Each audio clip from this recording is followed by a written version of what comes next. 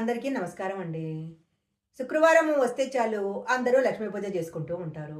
శుక్రవారము లక్ష్మీ పూజను ఈ వీడియోలో చెప్పిన విధంగా చేసినట్లయితే లక్ష్మీదేవి యొక్క అనుగ్రహము తొందరగా మీ ఇంటి మీద పడుతుంది. శుక్రవారం లక్ష్మీ పూజ ఎలా చేయాలో ఇప్పుడు మనం తెలుసుకుందాము. శుక్రవారం అంటేనే లక్ష్మీదేవికి చాలా ఇష్టమైన రోజు. ఒక శుక్రవారం రోజు లక్ష్మీదేవిని ప్రత్యేకంగా ఈ పూజతో పూజించాలి. ఇలా చేస్తే లక్ష్మీదేవి యొక్క అనుగ్రహము తప్పకుండా కలుగుతుంది. ఏదైనా ఒక శుక్రవారం రోజు శక్తివంతమైన ఈ లక్ష్మీ పూజను కనుక చేసినట్లయితే ఎంతో కాలం నుంచి మీరు ఎదుర్కొంటున్న అనేక ఆర్థిక సమస్యలు, ఆరోగ్య సమస్యలు అన్నీ కూడా తొలగిపోతాయి. శుక్రవారం లక్ష్మీదేవిని ఎలా పూజించాలి, ఏ పరిహారాలు చేయాలి మొదలైన అనేక విషయాలు ఇప్పుడు తెలుసుకుందాము.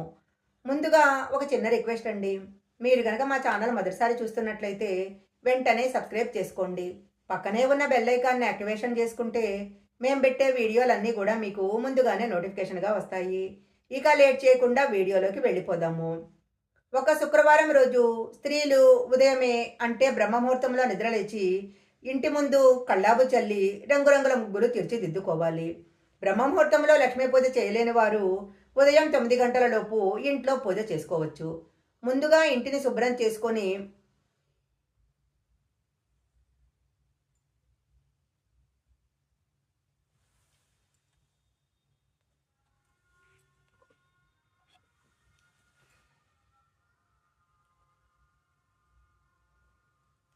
బ్రహ్మముహూర్తంలో లేచి లక్ష్మీ పూజ చేసుకున్నట్లయితే చాలా మంచిది. బ్రహ్మముహూర్తంలో లేవలేని వారు కనీసము 10 గంటల లోపైన ఇంట్లో పూజ చేసుకోవాలి. పూజ చేసుకోవడానికి ముందు ఇంటిని శుభ్రం చేసుకొని పసుపు నీళ్లతో శుద్ధి చేసుకోవాలి. శుక్రవారం పూజ చేసుకోవాలి అనుకున్న స్త్రీలు తప్పనిసరిగా తలస్నానం చేయాలి. శుక్రవారం ఇంటిని శుభ్రం చేసేటప్పుడు కొద్దిగా రాళ్ల ఉప్పు వేసి శుభ్రం చేసినట్లయితే ఇంట్లో ఉన్న నెగటివ్ ఎనర్జీ తొలగిపోతుంది. అలాగే ఇల్లంతా శుభ్రం చేసిన తర్వాత తమలపాకుతో పసుపు నీళ్లను ఇల్లంతా చల్లాలి. ఇలా గనక చేసినట్లయితే ఇంట్లో ఉన్న నెగటివ్ ఎనర్జీ తొలగిపోయి లక్ష్మీదేవి యొక్క కటాక్షము తప్పకుండా కలుగుతుంది. శుక్రవారం రోజు తప్పనిసరిగా ఇంటి గడపను శుభ్రం చేసుకొని పసుపు కుంకాలతో అలంకరించుకోవాలి. ఇంటి ప్రధాన ద్వారానికి మామిడాకుల తోరణం కట్టుకోవాలి. శుక్రవారం రోజు తప్పనిసరిగా ఇంటి ముందు అష్టదళ పద్మం ముగ్గు వేయాలి. ఇంట్లో పూజా గదిలో పూజ ప్రారంభించడానికి ముందు పూజా గదిని శుభ్రం చేసుకొని పూజా గదిలో కూడా అష్టదళ పద్మం ముగ్గు వేయాలి. ముందుగా లక్ష్మీదేవి పటాన్ని శుభ్రం చేసుకొని పసుపు రాసి కుంకుమ బొట్లు పెట్టి అలంకరించుకోవాలి. లక్ష్మీదేవికి గులాబీ పూలంటే ఇష్టం కాబట్టి అమ్మవారి పటానికి తప్పనిసరిగా గులాబీ పూలను అలంకరించాలి. గులాబీ పూలతో అమ్మవారి పూజ చేసినట్లయితే మీరు చేసే పూజకు రెట్టింపు ఫలితం లభిస్తుంది. లక్ష్మీదేవి చిత్రపటానికి 5 గులాబీ పూలను పెట్టి మీరు మనసులో ఏదైనా కోరిక కోరుకుంటే ఆ కోరిక తప్పకుండా నెరవేరుతుంది. అమ్మవారి పటాన్ని అలంకరించుకున్న తర్వాత ముందుగా గణపతి పూజ చేయాలి. గణపతి పూజ చేయటానికి పసుపు గణపతిని తయారు చేసుకొని కుంకుమ బొట్టు పెట్టి పుష్పాలు సమర్పించాలి. కుటుంబంలో ఉన్న సమస్యలన్నీ తొలగిపోవాలంటే మనం ఏ పూజ చేసుకున్నా సరే ముందుగా వినాయకుడిని పూజ చేయాలి. శుక్రవారం చేసే పూజలో తప్పనిసరిగా 2 దీపాలు ఉండాలి. పిండితో తయారు చేసిన దీపాలు పెట్టుకున్నట్లయితే ఇంకా ఉత్తమమైన ఫలితాలు వస్తాయి. ఈరోజు దీపారాధన చేసేటప్పుడు తప్పనిసరిగా ఆవు నెయ్యితో దీపారాధన చేయాలి. శుక్రవారం రోజు లక్ష్మీదేవి పటం ముందు ఆవు నెయ్యితో దీపారాధన చేస్తే సకల అష్టైశ్వర్యాలు సిద్ధిస్తాయి. శుక్రవారం పూజ చేసుకునేటప్పుడు శుక్రవారం పూజ చేసుకునేటప్పుడు 5 ఒత్తులతో దీపారాధన చేయాలి. 5 తమలపాకులు తీసుకొని తమలపాకుల పైన 11 రూపాయి నాణ్యాలు పెట్టాలి. పూజ పూర్తయిన తర్వాత ఈ నాణ్యాలను మీరు డబ్బు పెట్టుకునే బీరువాలో కానీ పర్సులో కానీ పెట్టుకోవాలి. పూజ చేసే సమయంలో స్త్రీ సూక్తాన్ని, కనకదార స్తోత్రాన్ని తప్పనిసరిగా పాటించాలి. ఓం లక్ష్మీదేవియే నమః అనే మంత్రాన్ని 108 సార్లు జపించినట్లయితే లక్ష్మీదేవి యొక్క అనుగ్రహం తప్పకుండా కలుగుతుంది.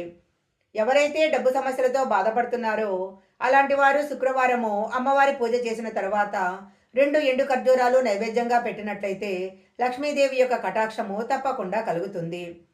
పూజ పూర్తయిన తర్వాత అమ్మవారికి బెల్లం పాయసాన్ని నైవేద్యంగా పెట్టాలి.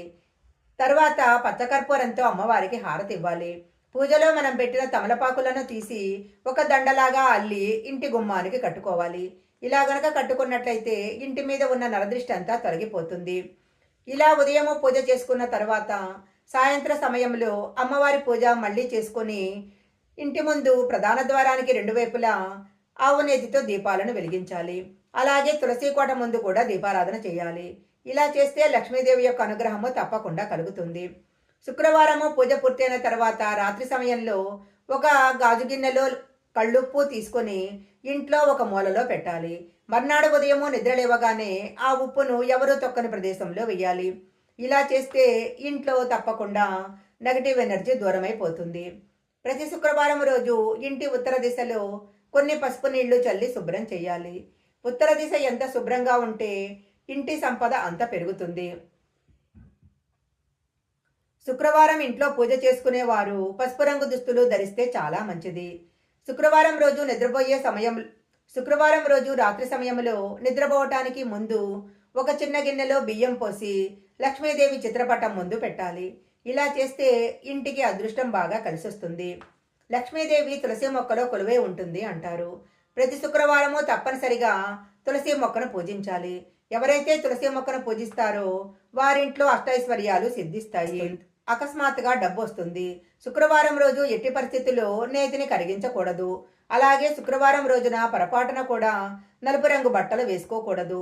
దీనివల్ల ఏలినాటి శని దోషాలు ఏర్పడతాయి. శుక్రవారము మాంసాహారం తినకూడదు.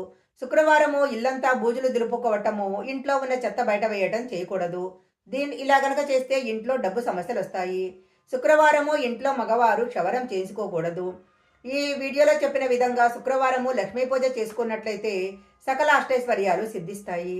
ఈ వీడియో కనుక మీకు నచ్చినట్లయితే లైక్ చేయండి, షేర్ చేయండి. ఇలాంటి మరిన్ని వీడియోల కోసం మా ఛానల్ సబ్స్క్రైబ్ చేసుకోండి. పక్కనే ఉన్న బెల్ ఐకాన్ని యాక్టివేషన్ చేసుకుంటే మేము పెట్టే వీడియోలన్నీ కూడా మీకు ముందుగానే నోటిఫికేషన్గా వస్తాయి. మరొక మంచి వీడియోతో మళ్ళీ కలుసుకుంటాం.